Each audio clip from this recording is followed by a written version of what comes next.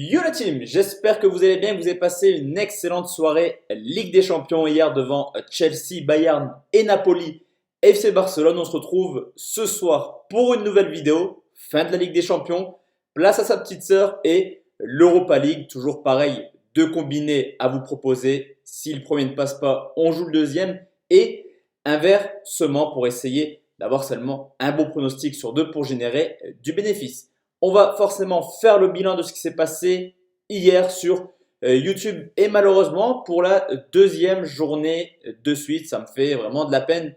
Deuxième journée de suite où le combiné ne passe pas. On avait vu le Barça ne pas perdre au Napoli, même si dans l'ensemble du match, le Barça ne mérite pas grand-chose. Dans la rencontre entre Chelsea et le Bayern, on avait senti le match à but. Cependant, Chelsea n'a pas marqué ce petit but qui aurait pu nous valider. Les deux équipes marquent et ce combiné supérieur à deux. Côté positif, on va dire, c'est que sur le concours Kick Tip, on valide un but partout entre Naples et le Barça et on valide également la victoire du Bayern. Si vous voulez plus de pronostics également, consultez ma bankroll direction Instagram débrief prono foot. En plus, vous verrez, on a des free bets à vous faire gagner sur Instagram. Donc, n'hésitez pas à venir. Deux combinés pour demain la team, un combi à 19, un combi à 21, de quoi doubler entre guillemets sa mise en cas de défaite sur le premier combiné. On commence en Espagne où l'Espagnol reçoit Wolverhampton. Entre guillemets, un match sans enjeu dans le sens où Wolverhampton l'a emporté largement 4-0. L'Espagnol 20e du championnat de Liga, une équipe de l'Espagnol Barcelone qui n'a remporté seulement un de ses 11 matchs à domicile en Liga et idem en Europa League en phase de poule, une seule victoire en 3 matchs. De son côté, Wolverhampton, c'est vraiment la bonne surprise sur les deux dernières saisons dans le championnat de Première Ligue. Déjà un très bon bilan à l'extérieur, 18 points pris en 13 matchs et seulement 3 défaites. Mais également en Europe, on a pu voir Wolverhampton capable de faire quand même des belles prestations.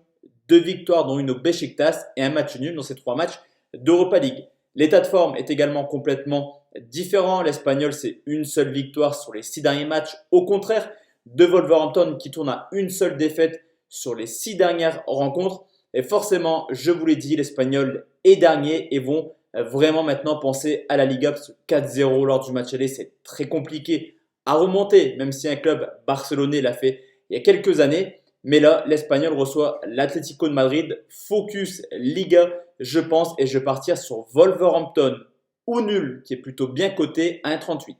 Je combine cette rencontre avec un deuxième match forcément à 19h où l'ASK Linz, une de mes équipes préférées cette année, reçoit la Z Alkmaar. Un peu plus serré le match aller, un but partout et les Autrichiens performent vraiment à domicile. 22 buts marqués en 10 matchs de Bundesliga en Autriche. Alors vous me direz, c'est le championnat autrichien. C'est simple, mais attention car en Europa League, 3 matchs, 3 victoires. 8 buts marqués, on le connaît, les équipes allemandes et autrichiennes sont souvent des équipes extrêmement prolifiques. Du côté de la Z, qui est deuxième du championnat, seulement 3 petits points de l'Ajax, c'est tout simplement la meilleure équipe à l'extérieur dans le championnat hollandais. Et là aussi, on a pu remarquer en Europa League tout de même 7 buts marqués en 3 matchs et la seule défaite, c'est une lourde défaite. Donc une équipe capable d'encaisser pas mal de buts, 4-0 à Manchester United.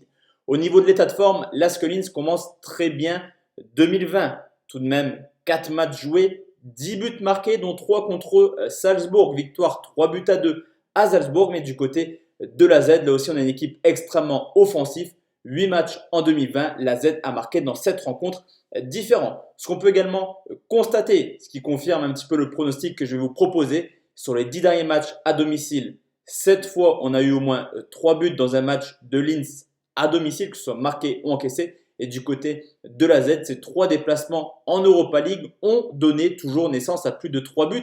Un match qui risque d'être fermé au début, mais quand il y aura un but, ça va largement s'ouvrir. En tout cas, je pense qu'on aura une rencontre assez prolifique. Plus de 2,5 buts, c'est coté à 1,62. Ça nous fait un premier combiné à 2,24.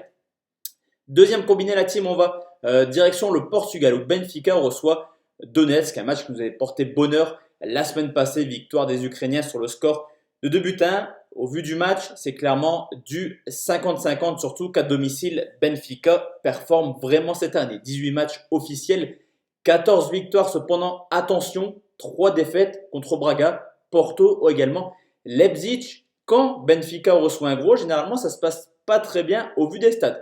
Surtout que Donetsk est tout simplement invaincu à l'extérieur. 8 victoires, 1 nul en championnat hors de leur base et en Ligue des Champions, car c'est un club qui a terminé troisième. C'est tout de même 2 matchs nuls à Manchester City et également à Zagreb et une victoire à l'Atalanta de Bergame. Au niveau de l'état de forme, Benfica un petit peu en difficulté. Certes, il reste sur une victoire contre Gil Vicente 1-0, mais avant ça, c'était quand même une période assez triste, clairement. 3 défaites, 1 nul, ce qui a permis à Porto de revenir dans la course au titre, au contraire de Donetsk, qui certes revient de trêve, mais a remporté tranquillement ses 2 premières rencontres, 2-1 contre Benfica, également 1-0 ce week-end en championnat.